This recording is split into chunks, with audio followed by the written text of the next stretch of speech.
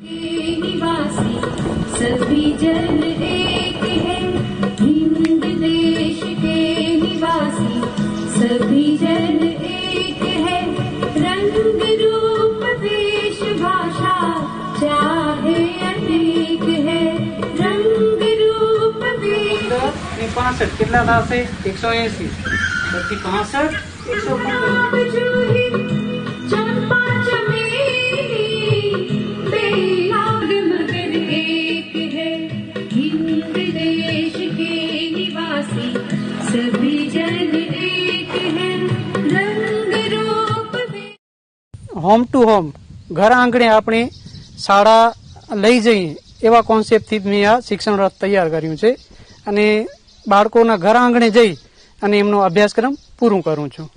આ શિક્ષણ રથ જે છે એ સમગ્ર માંડવી તાલુકા માટે મેં ખુલ્લો મૂક્યો છે. માંડવી તાલુકાના ગમે તે ગામમાંથી ગમે તે શિક્ષકનો મને કોલ આવે કે સર શિક્ષણ રથની મદદની જરૂર છે તો હું ત્યાં ચોક્કસ જાઉં છું, મારા રૂટમાં એમને ગોઠવી લઉં છું. ભાઈ દીપકે જ્યારે મારી પાસે પહેલી જ વખત આ આખો કોન્સેપ્ટ રજૂ કર્યો ત્યારે મેં કીધું ભાઈ તારી જે આખી ફોર્મ્યુલા છે એકદમ સારી છે, એને કારણે બાળકોને શિક્ષણમાં ખૂબ સારો ફાયદો થશે અને લેસન પણ સારી રીતે કરી શકશે બાળકો. પણ આ પ્રોજેક્ટ ખર્ચાળ છે, એમાં આટલો બધો ખર્ચ થશે તો એની કંઈ જોગવાઈ ખરી?